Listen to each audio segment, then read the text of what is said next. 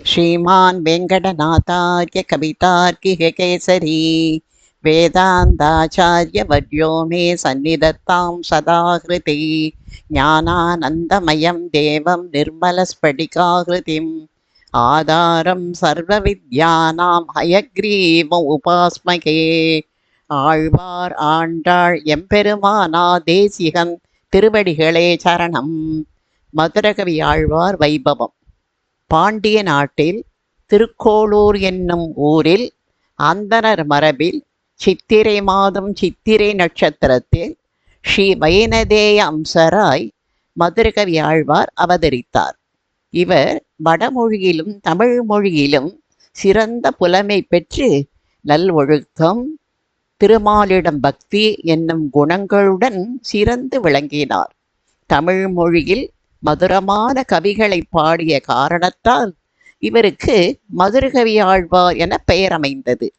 மதுரகவிகள் புண்ணிய கஷேத்திரம் என சொல்லப்படும் மதுரா, அயோத்தி, கயா, காசி, காஞ்சி, அவந்தி, துவாரகை என்னும் 7 இடங்களையும் சென்று சேவித்து மறுபடியும் அயோத்தியை அடைந்து அங்கு அர்ச்சாவதாரத்தில் எழுந்தருள் இருக்கும் ஸ்ரீராமபிரானையும் ஜானகி பிராட்டியையும் சேவித்து கொண்டு அங்கேயே வசித்து வந்தார்.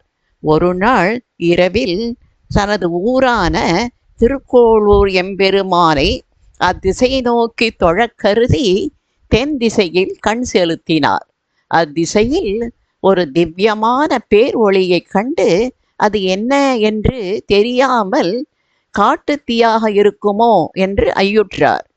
தொடர்ந்து 2-3 தினங்கள் அவ்வொளி மிகவும் பிரகாசமாய் தெரிவது கண்டு அத்திசை நோக்கி நடந்து நடந்து திருக்குருகூரை அடைந்தார். அவ்வொளி அப்பகுதியில் இருந்த பொலிந்த நின்ற பிரான் திருக்கோயிலுள் புகுந்து மறைந்து விட்டது.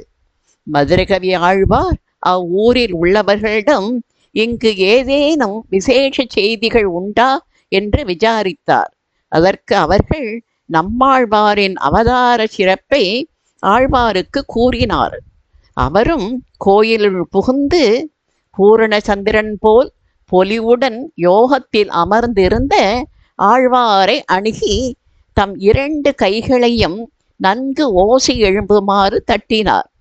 ஆழ்வாரும் கண் திறந்து மதுரகவியாரை நோக்கினார். உடனே மதுரகவி ஆழ்வார் ஆழ்வாரை நோக்கி, உயிர் அற்றதாகிய பிரகிருதியினால் ஆகிய உடம்பில் அணு வடிவமாய் உள்ள ஆன்மா வந்து புகுந்தால் அது எதனை அனுபவித்து கொண்டு எவ்விடத்தில் இன்பம் உண்டு என்று எண்ணியிருக்கும் என்னும் பொருள்பட, செத்தத்தின் வயிற்றில் சிறியது பிறந்தால் அது எத்தை தின்று எங்கு கிடக்கும் என்று கேட்க, அதற்கு ஆழ்வாரும் அந்த உடலின் தொடர்பால் வரும் இன்ப துன்பங்களை அனுபவித்து கொண்டு அங்கேயே கிடக்கும் என்னும் பொருள்பட அத்தை தின்று அங்கே கிடக்கும் என்று திருவாய் மலர்ந்து அருளினார். உடனே மதுரகவி ஆழ்வார் அவருடைய திருவடியில் விழுந்து வணங்கி தம்மை ஆட்கொண்டு அருள வேண்டும் என்று பிரார்த்தித்தார்.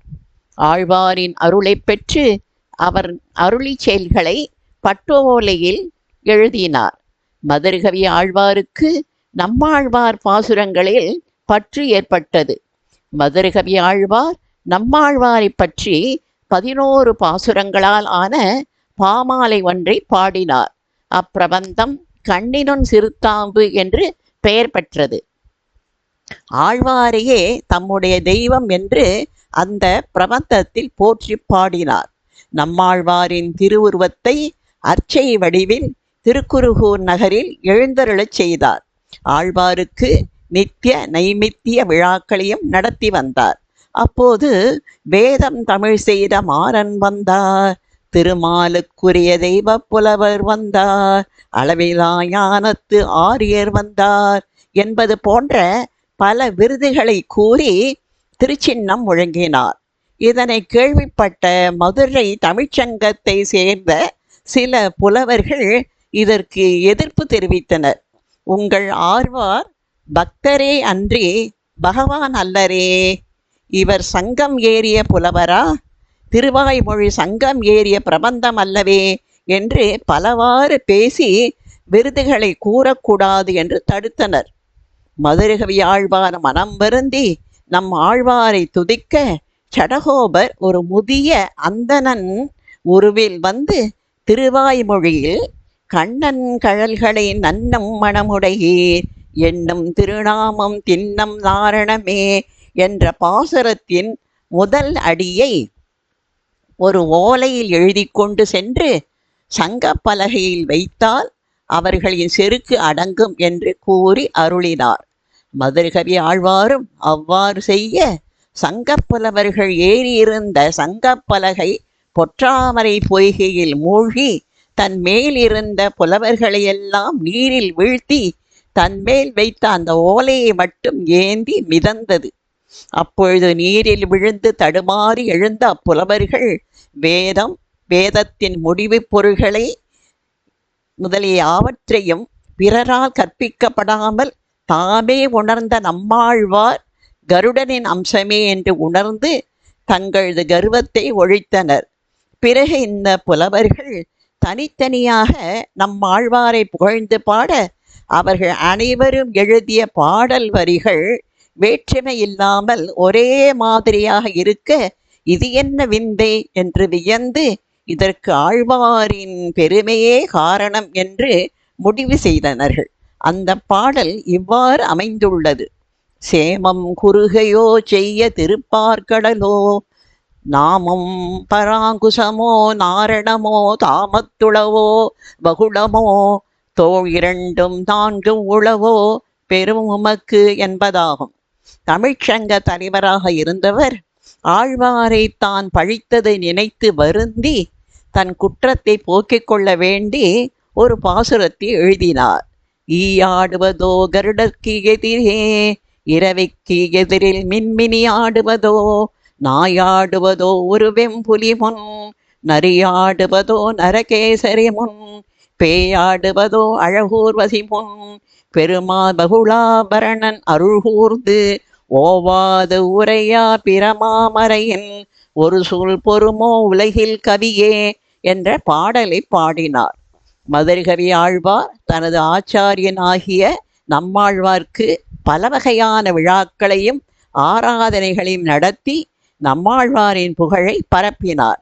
பிற்காலத்தில் அருளிச் செயல்கள் நடைமுறையில் இருந்து ஒழிந்தபோது நாதமுனிகள் என்பவர் கண்ணினொன் சிறுத்தாம் என்னும் பாசுரங்களையும் 12,000 முறை ஜபம் செய்து மறுபடியும் நம்மாழ்வார் அவர் எதிரில் யோக திசையில் தோன்றினார்.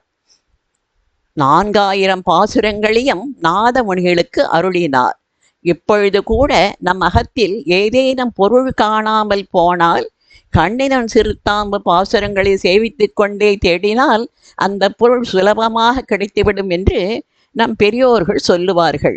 அப்படியாவது இவர்கள் இந்த பாசுரங்களை தெரிந்து கொள்ளட்டும் என்பது அவர்களது எண்ணமாக இருக்கக்கூடும்.